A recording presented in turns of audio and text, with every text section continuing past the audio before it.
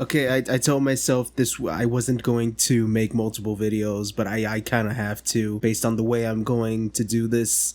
So yeah, this is video 1 of 6 or 7. I didn't really count the tiers. Let me go real quick. 1, 2, 3, 8.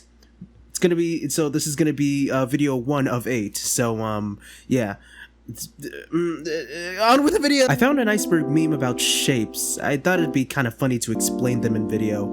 I'm making it a challenge to add at least one fun fact to each shape. Okay, not each shape, just the simple shapes, the squares, the hexagons, all that stuff. Confidence in what I'm saying will range from 1 to 10, and let's begin. Actually, since I'm going to explain the shapes like I'm 5, I may as well start with a few common terms I'm going to use. Polygon. A 2D shape that consists of straight lines that form a closed figure. Simple polygon. A polygon that doesn't intersect itself. We can name a polygon based on the number of sides we give it. For example, this is a 3-gon, this is a 14-gon, and this is a 4-gon, much more commonly called a quadrilateral. We call the lines making up the polygon edges, and the points where the edges meet vertices, which forms these corners or angles. These angles are measured in degrees. Let's just focus on the angle part of this for now. If we take this second angle and rotate it so that it creates a straight line, we make a straight angle or a 180-degree angle. Rotate it so it's 90 degrees, and you got a right angle or perpendicular angle. If it's less than 90 degrees, we'll call it an acute angle, and if it's more than 90 degrees, we'll call it an obtuse angle. Euclidean geometry is geometry based around plane geometry, geometry based on the surface of flat planes, and solid geometry, geometry that takes volume into consideration. Well, real-world volume, for lack of a better term. Non-Euclidean geometry is all the other types of geometry that isn't Euclidean geometry. I'll mainly be talking about spherical geometry, geometry based on the surface of a sphere, and hyperbolic geometry, geometry based on the surface of a saddle surface. These things. Alright, I think we know enough to get this show on the road. Tier 1. The Little Sky. Yeah, we gotta start with the baby ones first. Trust me, they'll get more interesting as we go along. Line.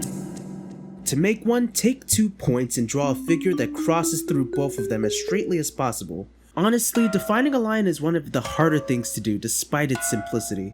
Euclid defines it as breadthless width, which lies evenly with the point on itself, which, let's be real, is a weak definition, but I'm pretty sure most people know what a line is, so let's move on. Triangle. A polygon with 3 edges and 3 vertices. There are many types, some having exclusively acute angles, some having 1 obtuse angle, some having 1 right angle, some having no lines of the same length, some having 2, and some having all 3 of the same length. Looking at a right triangle, this long line is called the hypotenuse, and the other 2 are called its legs.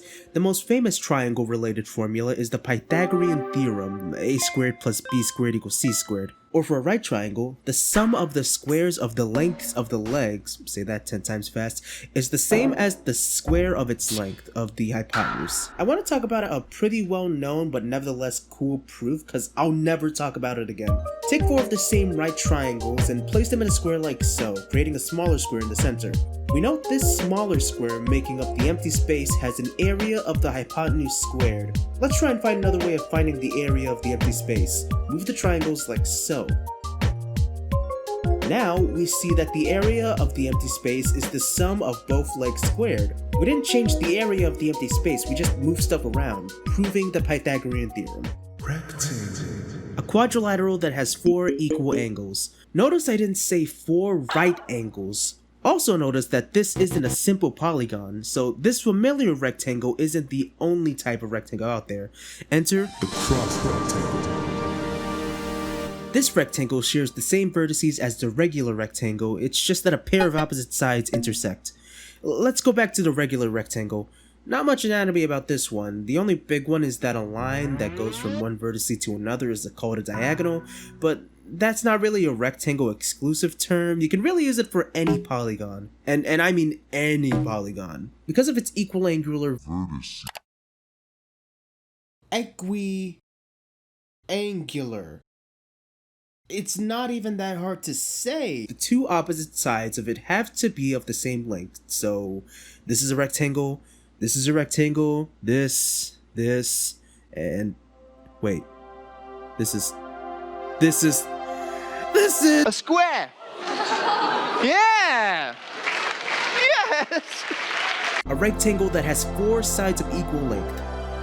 Squares are overrated as all hell, and I don't want to talk about them, but I'm gonna, cause I like you a lot. Squares are literally the most reflective quadrilateral out there. It's got it all. 4 lines of reflectional symmetry, rotational symmetry of an order 4, meaning a change of 90 degrees doesn't change it, translational symmetry, actually no, translational symmetry has nothing to do with shape, it's more of an equation type deal, but nevertheless, some quadrilaterals can't even do the symmetry!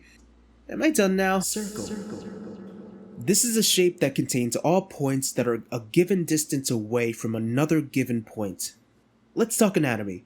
The given point is known as the center of the circle, obviously. Take part of the circle and you get an arc. The area inside the circle is called the disk.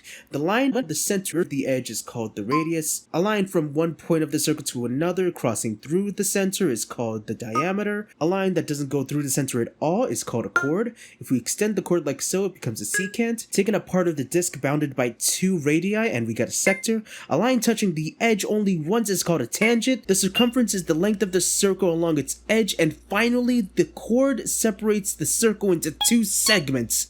Okay, that's a lot of terminology for a simple shape, but just as a reminder, its impact on mathematics is so big that I cannot emphasize enough. For instance, pi, probably the most famous irrational number ever, is defined as the ratio of the circumference and the diameter of the circle. The unit circle, a circle of radius 1, is constantly used in trigonometry, specifically because of this formula, and God, remember these trigonomic constants? It is the baseline of all straight edge and compass construction.